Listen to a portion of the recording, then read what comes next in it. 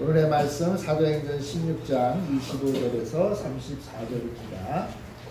한밤중에 바울과 실라가 기도하고 하나님을 찬송하며 죄수들이 듣더라. 이에 갑자기 큰 지진이 나서 옥토가 움직이고 문이 곧 다 열리며 모든 사람의 매인 것이 다 벗어진지라. 간수가 자다가 깨어 옥문들이 열린 것을 보고 죄수들이 도망한 줄 생각하고 칼을 빼어 자결하려 하거늘 바울이 크게 소리질러 이르되 내 몸을 상하지 말라. 우리가 다 여기 있노라 하니 간수가 등불을 달라고 하며 뛰어들어가 무서워 떨며 바울과 실라 앞에 엎드리고 그들을 데리고 나가 이르되 선생들이여 내가 어떻게 하여야 구원을 받으리까 하거늘 이르되 주 예수를 믿으라. 그리하면 너와 내 집이 구원을 받으리라 하고 주의 말씀을 그 사람과 그 집에 있는 모든 사람에게 전하더라. 그 밤 그 시각에 간수가 그들을 데려다가 그 맞은 자리를 씻어주고 자기와 그 온 가족이 다 세례를 받은 후 그들을 데리고 자기 집에 올라가서 음식을 차려주고 그와 온 집이 하나님을 믿음으로 크게 기뻐하니라. 아멘. 주님의 은혜가 여러분들의 가정 가운데 넘치시기를 간절히 바랍니다. 5월은 가정의 달이죠. 가정의 달. 그래서 세상에서는 가정의 달에 여러 가지 기념일들을 많이 만드는데 우리 교회는 그 가운데 특별히 5월 첫째 주일, 5월 첫째 주일을 가정주일로 지킵니다. 하나님이 이 땅에 만드신 여러 가지 관계들이 있어요.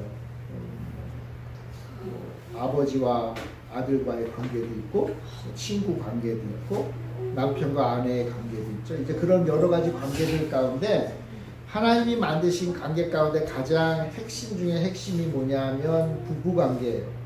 왜냐하면 부부가 이렇게 관계를 맺어야 부부가 돼야 가정도 생기는 거잖아요. 그죠? 그러니까 하나님이 만드신 가장 기초적인 관계가 바로 이 부부관계. 그리고 이 부부관계를 통해서 가정이 세워지죠. 그래서 오늘은 이 가정을 우리 하나님께서 세워주신 것을 기뻐하고 감사하는 시간이에요. 근데 제가 이 설교를 준비하면서 생각을 해보니까 오늘날은 이 1인 가정이 굉장히 많잖아요. 그죠? 혼자 있는 가정. 뭐 아버지, 어머니로 가족을 이루기는 하지만 그럼에도 불구하고 혼자 있는 가정이 많아요. 그게 대세긴 한데 그래도 혼자 살아도 가족이 없는 사람은 없잖아요.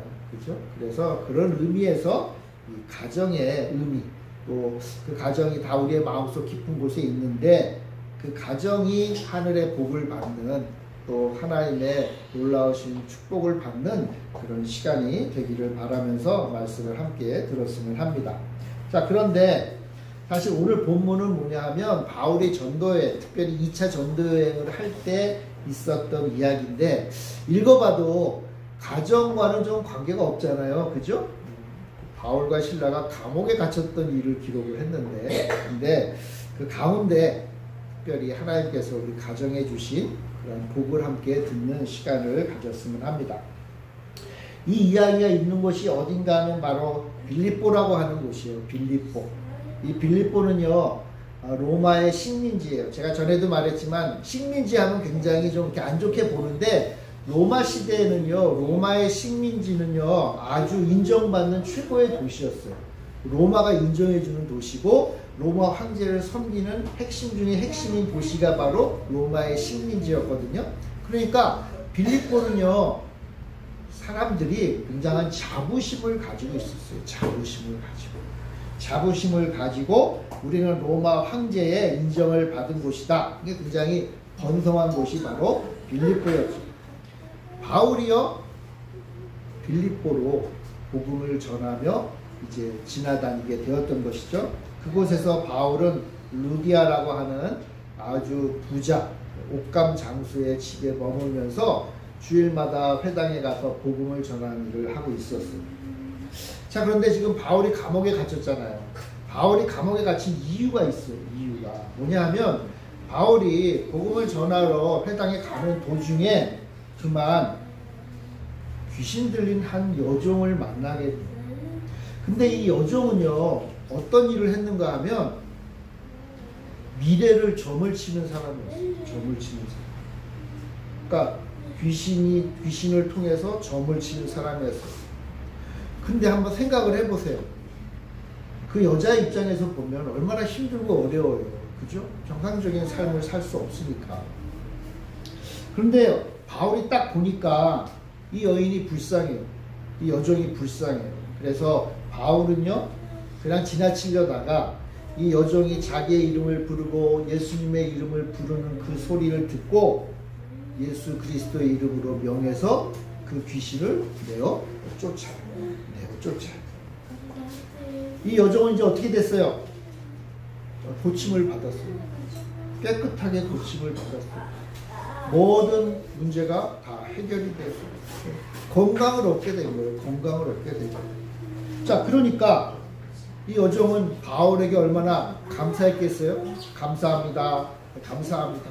저를 이 고통 가운데서 해결해 주셔서 너무나 감사합니다. 라는 말을 하면서 아마 바울과 실라에게 감사의 말을 했을 거예요.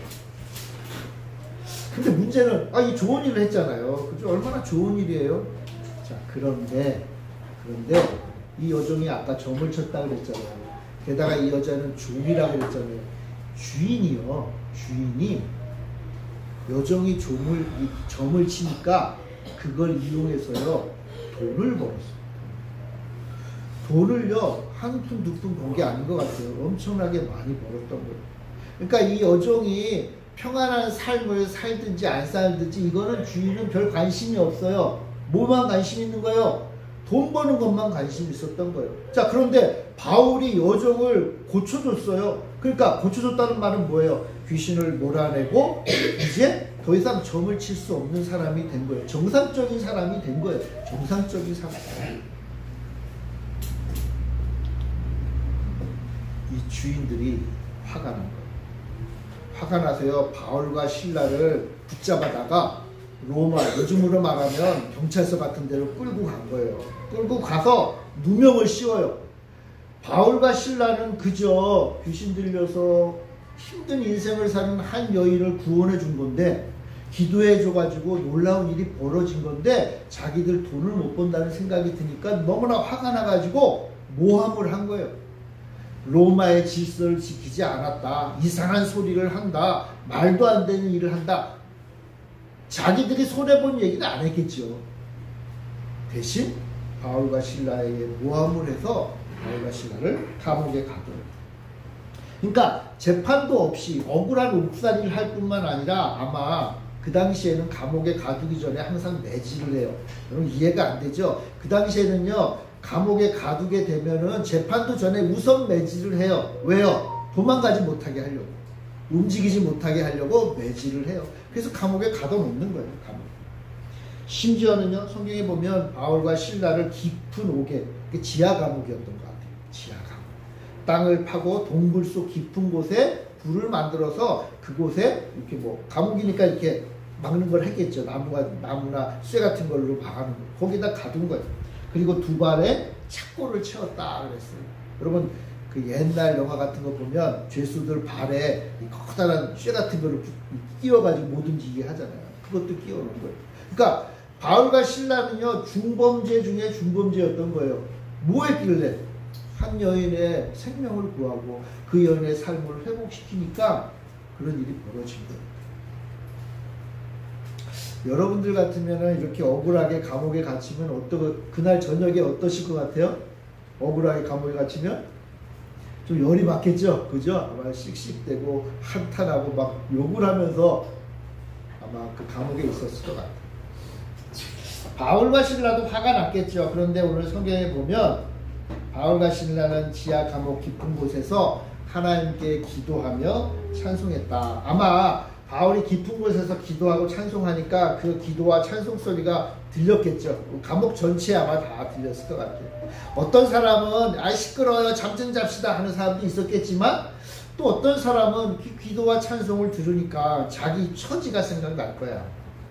자기들이 각자 믿는 신들이 있었을 거 아니에요. 억울하게 들어온 사람도 있겠죠. 야, 내일 해가 뜨면 나는 좀 풀려날 수 있지 않을까. 아마 그런 기대와 그런 생각을 하며 눈물을 흘리며 감옥에 있었을 것 같아요. 그런 깊은 밤이 이제 흘러가고 있었습니다. 자, 그런데 이때 무섭고 두려운 일이 벌어져 지진이 일어나죠. 지진. 여러분 26절 한번 같이 한번 읽어볼까요? 26절 같이 읽읍시다. 시작. 이에 갑자기 큰 지진이 나서 옥토가 움직이고 문이 곧 다 열리며 모든 사람의 매인 것이 다 벗어진지라. 네, 뭐가 일어났어요? 지진이 일어났어요. 지진. 여러분 지진 경험해 보신 적 있으세요? 우리나라 사람들은 거의 경험 안 해봤겠죠? 그죠? 근데 우리 옆나라 일본 같으면은 뭐 거의 하루에도 몇 번씩 지진이 일어난다니까. 여러분 지진은 굉장히 두려운 일이잖아요. 그죠? 공포스러워. 내가 굳게 서 있는 이 땅이 막 흔들흔들 한다고 생각을 해보세요. 아, 놀이터에 가서 노는 것만 모르겠지만 정말 내가 살고 있는 이 땅이 흔들리면 엄청난 공포를 느꼈을 것 같아요. 지금 이 바울과 실라가 갇혔던 이 빌립보는요, 요즘으로 말하면 그 그리스 북쪽 지역이에요. 그리스 북쪽. 근데 그 그리스 북쪽 지역에서 바다를 건너면 있는 곳이 바로 터키, 튀르키예, 요즘은 튀르키예라고 이름이 바뀌었죠. 튀르키예거든요. 작년 2월에 튀르키예에서 엄청나게 큰 지진이 있었어요. 그래가지고 제가 한번 찾아보니까 한 6만 명 정도가 죽었다고 해요.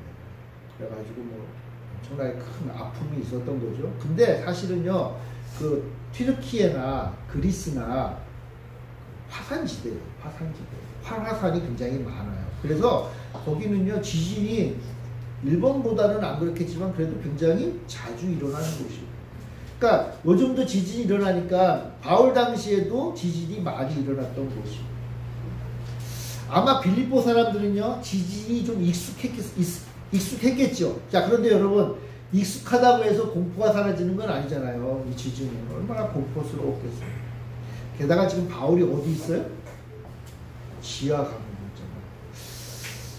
우리식으로 말하면 지하철을 타고 있는데 갑자기 지진이 일어났다고 생각을 해보세요. 얼마나 무섭겠어요. 그렇죠? 무서웠을 거예요. 우리가 다니는 이 6호선은요, 지하 또 깊숙이 들어가잖아요. 저는 그 에스컬레이터 타고 이렇게 2번이나 내려가잖아요. 내려갈 때마다 약간 겁은 나요. 야, 이러다가 타고 나면 올라가는 것만 해도 시간 많이 걸립니다. 바울도 그런 깊은 지하 감옥에 있었고 지진이 일어났어요. 아마 모든 사람들이 다 깜짝 놀랐겠죠. 성경을 보면요, 지진의 이 충격 때문에 감옥의 문이 다 열렸다 그랬어요.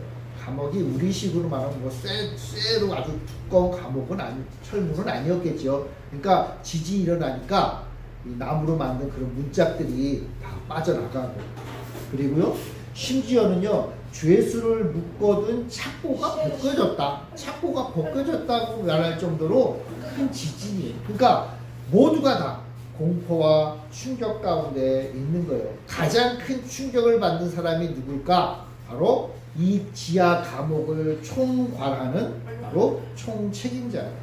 우리 27절 같이 한번 읽어봅시다. 시작. 간수가 자다가 깨어 옥문들이 열린 것을 보고 죄수들이 도망한 줄 생각하고 칼을 빼어 자결하려 하거늘.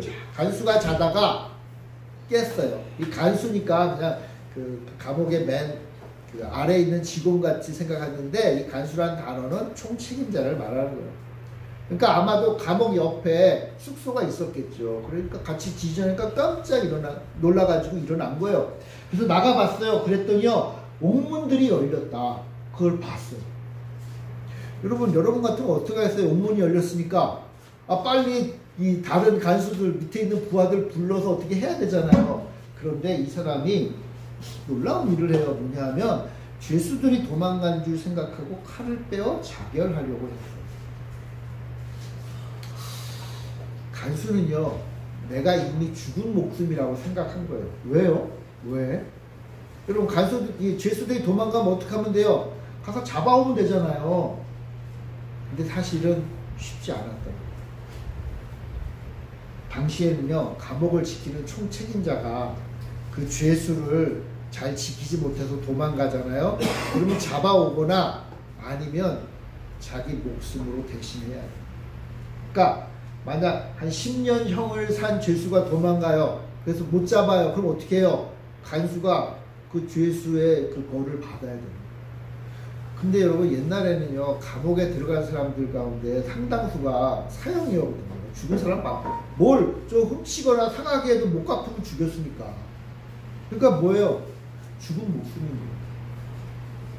그러니까 어떻게 해요? 차라리 내가 죽겠다 생각을 한 거예요. 심지어는요, 이 비슷한 일이 성경에 또 기록되어 있어요. 사도행전 12장에 보면요, 베드로가 감옥에 갇혀 있었는데 그 베드로가 천사의 도움으로 감옥을 탈출해요. 그 다음날 헤롯 왕이 깜짝 놀라가지고 어떻게 된 거냐 알아보다가 베드로가 탈출했잖아요. 그래가지고 헤롯 왕이 너무나 화가 나가지고 감옥을 지키는 간수들을 다 데리고 와서 죽여버려라 명령을 해요. 그러니까 당시에는 그런 문화였던 거예요. 그러니까 이 간수는 어떻게 되는 거예요? 이제 곧 해가 밝으면 잡혀가지고 죽을 수밖에 없는 상황인 거예요. 간수가 죽으면 그 가족도 고통을 당하겠죠. 엄청나게 어려운 일이 벌어진 거예요. 근데 바울이 뭐예요? 크게 소리를 지른다. 바울이 밑에서 보니까 간수가 칼에 들어서 죽으려고 하니까 쉽게 말하면 스탑! 근데 스탑! 멈춰라! 이렇게 얘기한 거예요. 멈춰라. 뭘 멈춰라? 칼을 든 손을 멈춰라. 칼 내려놔. 칼을 내려놔. 마치 여러분 아브라함이 아들 이삭을 죽이려고 칼을 들었을 때 하나님이 뭐라고 하셨어요? 멈춰! 그랬잖아요. 하나님이 멈춰! 그 소리 같은 것 같아요. 그래서 이삭이 살았잖아요. 마찬가지로 이 간수가 살았어요. 간수는요, 바울의 이야기를 들어요. 다 도망가지 않았으니까 너 죽을 필요 없어 라고 얘기하고는 그 소리를 들은 간수는 횃불을 들고 지하 감옥으로 뛰어들어가요. 그리고 바울과 실라 앞에 무릎을 꿇고요, 그들의 말을 듣고 그들을 밖으로 데리고 나와요. 그러면서 바울과 실라 앞에 이야기를 해요. 사실 지금 간수는요, 칼을 내려놨지만 죽은 목숨인 거는 변치 않았잖아요. 그죠? 그래서 간수는 바울과 실라에게 정말 중요한 질문을 던져요. 유명한 거죠? 우리 30절 같이 한번 읽어봅시다. 시작. 그들을 데리고 나가 이르되 선생들이여 내가 어떻게 하여야 구원을 받으리까 하거늘. 내가 어떻게 하여야 구원을 받으리까? 여러분, 죄수가 단 한 명이라도, 사형수가 단 한 명이라도 도망갔는데 못 잡아오면 이 간수는 죽는 거예요. 그러니까 내가 어떻게 하면 구원을 받겠습니까? 내가 어떻게 하면 이곳에서부터 풀려날 수 있습니까? 아이러니하죠. 뭐냐 하면 죄수들은 다 풀려났을 수 있지만 간수는 오히려 이제 잡히는 거예요. 죄수들은 구원을 받았는지 모르지만 이 간수는 죽을 수밖에 없는 거예요. 그러니까 살려달라고 이야기하는 거예요. 내가 어떻게 하면 살 수 있습니까? 내가 어떻게 하면 살 수 있습니까? 그것을 왜 바울에게 물어봤을까요? 바울이 뭔가 이 문제를 해결해 줄 수 있는 사람으로 생각을 했던 거예요.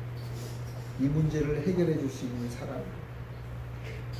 내가 어떻게 하여야 구원을 받으리까? 그럼 간수가 말한 구원은요, 현실적인 것이죠. 내가 지금 이 문제를 어떻게 해결합니까? 이 감옥의 총책임자로서 이 문제를 어떻게 해결합니까? 해가 밝으면 이 도망간 죄인을 어떻게 내가 찾을 수 있습니까? 이거 지진 때문에 어쩔 수 없습니다. 그렇게 말을 해도 위에 있는 사람들이 이해를 해줘야 되잖아요. 그죠? 내가 어떻게 하면 살 수 있습니까? 그럼 이 간수가 말하는 구원은 우리가 인생을 살아가면서 맞이하는 여러 가지 고난과 역경에 대한 질문이에요. 우리도 살다 보면요, 구원을 받았으면 하는 생각이 들어요. 야, 이 문제를 좀 어떻게 좀 해결을 받았으면 좋겠다 하는 생각이 들어요. 그냥 하루하루의 삶의 문제는 내가 하루하루 해결하면 되는데, 여러분, 병 가운데도요, 고질병이 있잖아요. 그렇죠? 치유할 수 없는 병들이 있어요. 영원히 내가 가지고 있을 수밖에 없는 아픔들이 있어요. 이런 것들을 내가 도대체 어떻게 하면 해결할 수 있을까? 이 문제를 해결해 줄 수 있는 사람이 있다면, 정말 능력자가 있다면 내가 가서 맨 처음 물을 질문은 그거예요. 이거를 어떻게 해결할 수 있습니까? 이 문제를 내가 어떻게 하면 해결하고 내가 구원을 받을 수 있습니까? 라고 우리는 묻게 되는 거예요. 여러분들은 그런 질문이 없으세요? 여러분들은 나 좀 구원받고 싶은 그런 게 없나요? 아마 다 있으실 거예요. 내가 어떻게 하여야 구원을 받으리까? 자, 그러면 이 간수의 이 질문에 대해 답을 해주려면 어떻게 해야 돼요? 지금은 어떤 문제예요? 이 죄수들을 어떻게 하면 됩니까? 그 문제잖아요. 나 어떻게 하면 살 수 있습니까? 그러면 그 질문을 했으니까 그 질문에 대한 답을 줘야 되잖아요. 그죠? 그럼 그 질문에 대한 답을 뭐겠어요? 어떻게 하면 죄인을 잡을 수 있고, 어떻게 하면 더 윗사람한테 잘 얘기해서 이 어려움을 잘 해결합니다 라는 질문에 대한 답을 얘기해 주면 되잖아요. 얘기해 주면. 근데요, 바울이요, 간수에게 좀 다른 이야기를 해요. 물론 유명한 말씀이죠. 우리 31절, 32절 같이 한번 읽어봅시다. 31절에서 32절 시작. 이르되 주 예수를 믿으라. 그리하면 너와 내 집이 구원을 받으리라 하고 주의 말씀을 그 사람과 그 집에 있는 모든 사람에게 전하더라. 자, 내가 어떻게 하면 구원을 얻습니까? 이렇게 하면 구원을 얻지요. 내가 어떻게 하면 사업이 잘 될까요? 이렇게 계획을 세우면 사업이 잘 될 거예요. 내가 어떻게 하면 저 친구와 다시 화해할까요? 이렇게 하면 화해할 수 있지. 가서 술 한잔 하면서 이렇게 얘기하면 화해할 수 있어. 내가 어떻게 하면 좋은 사람을 만날 수 있을까요? 이렇게 투자하면 되겠지. 이런 답을 해주면 되잖아요. 그죠? 근데 바울은 좀 이상한 말을 해요. 주 예수를 믿으라. 그리하면 너와 내 집이 구원을 받으리라. 바울이 말하는 구원과 간수가 말하는 구원이 좀 다른 거예요. 우리가 하나님 앞에 기도할 때도요, 하나님 이것 좀 해주세요 라고 할 때 하나님 그래 내가 그거를 들어줄게, 내가 그것을 응답해 줄게, 내가 그것을 이루어 줄게, 내가 생각하는 구원과 하나님이 말씀하시는 구원이 같을 수도 있지만 다를 수도 있는 거예요. 지금 여기서 바울은요, 간수에게 간수가 원하는 답을 준 건 아니에요. 바울은요, 도망간 죄수를 찾는 것보다 내일 아침에 윗사람들에게 잘 보고하는 것보다 더 중요한 문제가 있다는 거예요. 그게 뭐예요? 주 예수를 믿는 것이 더 중요해요. 지금까지 예수 없이 살았던 사람이 이제 예수와 함께 사는 삶을 사는 게 더 중요하다는 거예요. 그리고 그걸 바울은 뭐라고 얘기했어요? 구원이다. 이 모든 문제를 해결하는 첫걸음이다 라고 얘기하는 거예요. 여러분, 우리가 어떤 길을 걸어갈 때 첫걸음이 중요하잖아요. 방향을 잡을 때 첫걸음이 중요해요. 목표를 향해서 내 첫걸음을 어떻게 내디느냐에 따라서 내가 앞으로 그 길을 걸어가는 모든 것들이 좌우가 되는 거예요. 자, 목표가 여긴데 내 첫걸음을 이렇게 삐딱하게 놓으면 어떻게 돼요? 내가 열심히 하면 할수록, 내가 최선을 다하면 다할수록 엉뚱한 길로 가게 되는 거예요. 열심히 사는 사람들 많잖아요. 그렇죠? 잠을 못 자면서 최선을 다하며 사는 사람들 많아요. 왜요? 문제를 해결하기 위해서, 더 좋은 것을 얻기 위해서, 좀 다른 말로 말하면 구원을 받기 위해서 열심히 살아요. 근데 문제는 그 첫걸음이 잘못되면 열심히 산 만큼 잘못된 길로 가는 거예요. 그래서 뭐가 중요해요? 첫걸음을 내디는 게 중요한 거예요. 사람들은요, 목사님, 왜 이렇게 인생이 힘든지 모르겠어요. 여러분, 원래 인생은 힘든 거예요. 인생은 힘든데 그 힘든 인생을 그나마 복되게 하기 위해서는 방향을 잘 잡아야 됩니다. 그래서 어떻게 해요? 발걸음을 잘 내딛는 게 중요해요. 근데 저랑 얘기했던 그분이요, 목사님 제가요 너무 멀리 벗어나 있었어요. 그런 얘기를 하더라고요. 하나님이 기뻐하시는 그 방향, 원래 내가 가야 될 그 길과는 너무나 다른 방향으로 멀리 와 있었다는 거예요. 내가 처음에 발걸음을 좀 잘못 디뎌가지고 계속 열심히 살다 보니까, 근데 지금 와서 보니까 너무 방향이 멀어지고. 그럼 어떻게 해야 되죠, 여러분? 너무 멀리 와 있어요. 그럼 어떻게 해야 돼요? 어떻게 해야 되죠? 그냥 그 자리에서 그냥 좌절하고 그냥 쓰러져 있으면 되나요? 내가 지금까지 살아왔던 삶을 한탄하면서 눈물을 흘리면 될까요? 어떻게 해야 되죠? 지금까지 열심히 살았던 것처럼 열심히 살면 돼요. 내가 지금까지 열심히 뛰어왔던 것처럼 같이 계속 더 열심히 뛰어야 돼요. 문제는 있어요. 뭐예요? 대신 방향을 바꿔야 돼요. 내가 살아왔던 인생의 방향을 이제 올바른 곳으로 바꿔야 돼요. 방향을 딱 틀어야 돼요. 여러분, 이 방향을 딱 트는 게 뭐냐? 그게 바로 회개예요. 하나님을 바라보며 사는 삶으로 바꾸는 거예요. 딱 방향을 튼 다음에 어떻게 해야 돼요?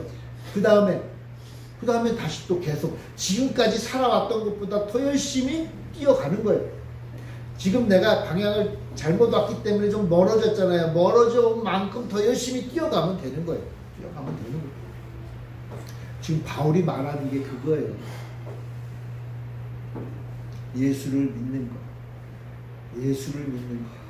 이것이 바로 참된 구원의 시작이라는 거예요.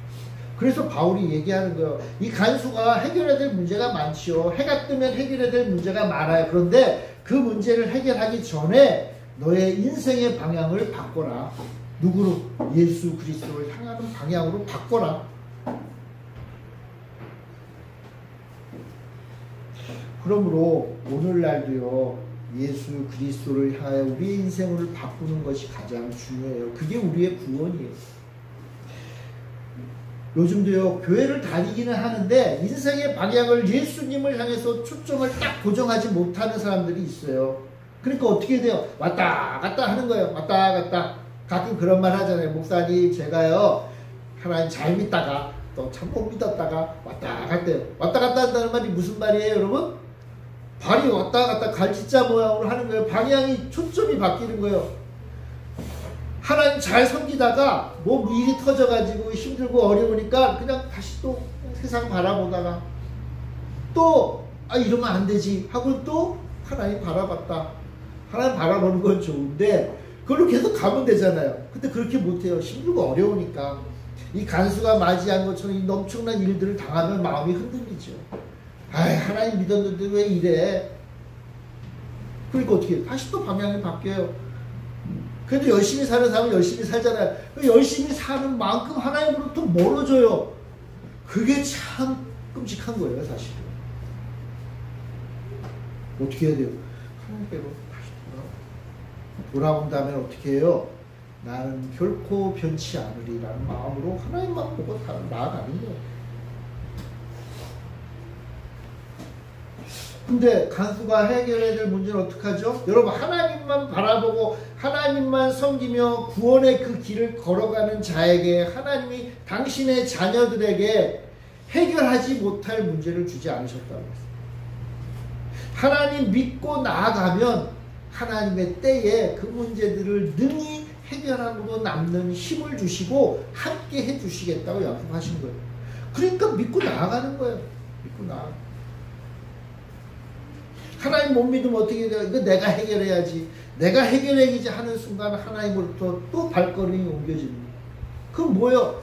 내가 해결할 수 있을 것 같아서 열심히 살지만 해결 안 돼요. 내가 무슨 그런 힘이 있겠어? 그러니까 뭐예요? 예수 그리스도를 믿는 게 우선. 그래서 간수에게 말하잖아요. 주 예수를 믿으라. 주 예수를 믿으라. 이게 모든 것의 첫걸음이다. 사랑하는 성도 여러분, 주 예수를 믿는, 우리 영혼의 구원을 이루는 그 첫 발걸음을 내딛는 여러분들이 되시길 바랍니다. 예수 믿고 다 예수님 의지하며 사는 거예요. 예수님만 바라보며 사는 거예요. 자, 그런데 바울이 간수에게 주 예수를 믿으라, 그러면 너는 구원을 얻으리라 라고 얘기하면 되잖아요. 그죠? 근데 바울은요, 좀 흥미진진한 표현을 덧붙여요. 주 예수를 믿으라, 그리하면 너와 뭐가? 내 집이 구원을 얻는다. 바울은요, 구원과 관련해서 뭐라고 얘기한다면 한 사람 개인의 구원만으로 끝이지 않고 너와 내 집이 구원을 얻는다. 다른 가족들은요, 예수님을 믿을 그런 게 없잖아요. 근데 바울은요, 구원의 놀라운 신비를 이야기해요. 그럼 왜 구원이 나만 구원받는 게 아니라 내 가족까지 구원을 받을까요? 그것이 왜 하나님이 원하시는 목표일까요? 왜냐하면 구원은요, 한번 따라해보세요. 구원은 약속의 구원이다. 구원은요, 하나님이 기분 좋아서 그때마다 그래 너 구원받아. 너는 구원받아. 하나님이 그때마다 기분 좋아서 우리에게 구원을 주시는 게 아니에요. 하나님은요, 약속하신 것을 이루기 위해서 우리에게 구원을 주시는 거예요. 하나님이 말씀하시는 이 구원의 약속은 도대체 뭐냐?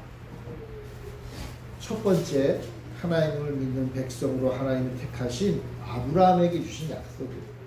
아브라함에게 하나님이 뭐라고 약속해 주셨냐면, 너가 큰 믿음을 가지고 나를 따르니까 내가 너를 구원하고, 그뿐만 아니라 너를 통하여 나온 그 수많은 자손들을 내가 나의 백성으로 삼겠다고 약속합니다.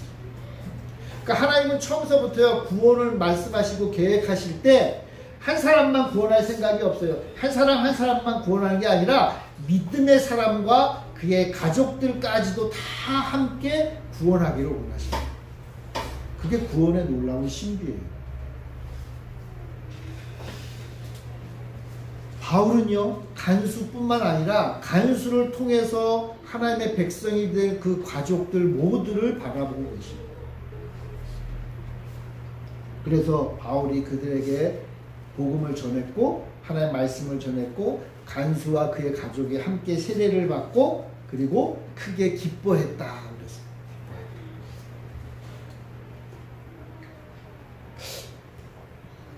여러분들 각자가 주 예수를 믿는 그 믿음으로 구원을 받는 그 복을 누리시길 바랍니다. 뿐만 아니라 여러분들의 가족이 주 예수를 믿는 믿음으로 구원의 가족이 다 되시기를 바랍니다. 근데 여러분, 이거는요, 내 소원이 아니에요. 내 소원이 아니라 누구의 소원인가 하면 하나님의 소원이에요. 하나님이 누구 하나를 딱 택했잖아요. 우리 성도님 한 사람을 딱 택해서 교회로 데리고 와서 믿음으로 고백하고 하나님의 백성이 되게 하시는 그 순간 하나님은 이미 하나님의 계획 가운데 그 성도들의 가족도 다 포함하고 계세요. 그래서 이제 첫 번째로 오는 사람은 있겠죠. 그 사람을 통해서 남은 가족들을 다 구원하기를 원하시는 게 하나님의 뜻이에요. 하나님의 계획이에요. 하나님의 생각이에요. 내 생각이 아니에요. 하나님의 생각이에요. 그러므로 이제 우리는 어떻게 기도해야 되죠? 우리 가족들이 다 교회 다니는 분들도 있잖아요. 믿으면. 그것도 참 복이에요. 근데 가족 식구들 중에 외롭게 홀로 믿는 분들도 있잖아요. 가족이 다 믿지 못하는 분들도 있잖아요. 그럼 어떻게 해야 되죠, 여러분? 하나님 앞에 기도할 때 이렇게 기도하는 거예요. 하나님, 우리 아빠 엄마 구원해 주세요. 우리 동생들 구원해 주세요. 우리 자녀들 구원해 주세요 라고 기도하는 게 왜 기도해야 되느냐 하면 하나님이 원래 그렇게 계획해 놓으셨잖아요 라고 기도합니다. 하나님, 내 아내가 안 믿어요. 하나님, 내가 그 아내를 사랑하는데 우리 아내 좀 제발 구원해 주세요 라고 기도하는 것뿐만 아니라 하나님, 사실은요, 하나님이 내 아내를 이미 구원하기로 작정하셨잖아요. 하나님 약속하셨으니까 하나님 이루어 주세요. 하나님은 당신이 하신 약속을 이룰 만한 능력의 하나님이시잖아요. 그럼 하나님이요, 그 기도를 듣고 더 기뻐하시고. 왜요? 하나님을 하나님됨으로 인정하는 거잖아요. 하나님은 능력의 하나님이시고 하나님이 원래부터 구원하시기로 작정하셨으니까 하나님 이루어 주세요. 내가 그 일을 위해서 쓰임 받겠습니다.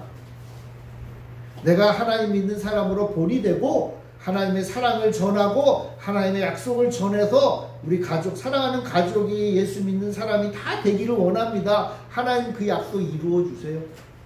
그렇게 기도합니다. 왜요? 그것이 하나님의 뜻이기 때문에. 하나님의 뜻이기 때문에.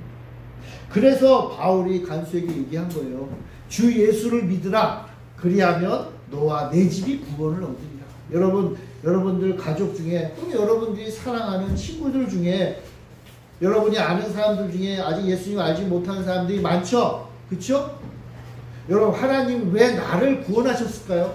왜 나를 하나님께서 부르셨을까요? 왜 나를 예수 믿는 사람으로 이끌어 주셨을까요? 왜요? 우리를 사랑하시니까. 맞아요. 근데 우리를 사랑하실 뿐만 아니라 우리를 통해서 이루실 그 놀라운 일을 하나님은 기뻐하시기 때문에 그래요. 여러분들을 통해서 여러분들의 사랑하는 자들을 부르실 계획이 있으시니까 하나님은요, 여러분들이 교회 나가서 예배드리고 하나님 향해서 기도하고 믿음으로 사는 그 모습을 보일 때마다 흐뭇하세요. 왜 흐뭇하실까요? 우리가 신앙생활을 잘하니까 흐뭇하기도 하지만 동시에 이 잘하는 우리를 통해서 이룰 그 미래의 일들을 보니까 너무 좋은 거예요. 좋은 거예요. 여러분, 자녀가요, 무럭무럭 자라고 잘 준비되고 잘 훈련되고 멋진 사람으로 자랄 때 부모가 흐뭇하죠. 왜요? 이 자녀가 커서 할 일을, 그 놀라운 일을 생각하니까 얼마나 기뻐요. 그러니까 흐뭇한 거예요. 지금 하고 있는 일도 흐뭇하지만 앞으로 더 멋진 일을 이룰 것이 흐뭇하잖아요. 하나님 우리 성도들을 바라볼 때 흐뭇하신 이유가 우리가 각각 신앙생활 잘하는 걸 보고도 흐뭇하지만 이제 그 잘하는 신앙생활을 통해서 우리를 통해 복음이 멋지게 증거되고 전파되고 우리의 가족들이 구원받는 모습을 보고 하나님이 그것을 미리 보시고 기뻐하십니다. 그래서 뭐라고 말씀하세요? 너와 내 집이 구원을 받아. 구원을 받을까? 받을 수도 있고 안 받을 수 있어. 이게 아니에요. 뭐예요? 주 예수를 믿으라. 그리하면 너와 내 집이 구원을 받으리라. 딱 결정 나요. 그러므로 이제 우리는 어떻게 해야 돼요? 소망을 가지고, 희망을 가지고, 하나님의 뜻이 이루어질 것을 기대하면서 우리의 가족을 위해, 우리의 친구들을 위해, 내가 사랑하는 사람들을 위해 기도합니다. 하나님 약속대로 이루어주세요. 약속대로 이루어주세요. 오늘 우리 가정주의를 맞이했어요. 우리 가족이 다 예수 믿는 사람은 얼마나 복돼요. 여러분 정말 감사하셔야 돼요. 근데 그러지 못한 가족도 있죠. 그럼 어떻게 해야 돼요? 이 말씀 붙잡고 기도하는 거예요. 하나님, 나 예수 믿게 하신 건 우리 가족 다 예수 믿는 사람으로 만드시려고 하신 거니까 그 약속대로 이루어 주세요. 라고 기도하는 거예요. 그렇게 기도하실 줄 믿습니다. 여러분 그렇게 기도하세요. 하나님, 내가 우리 가족 사랑하는 거 그래서 복음을 전하지만 하나님이 더 사랑하시죠? 우리 자녀들, 우리 가족들 불러주세요. 다 예수 믿는 사람 되게 해주세요. 예수 믿고 다 행복하고 즐겁고 복되게 살게 해주세요.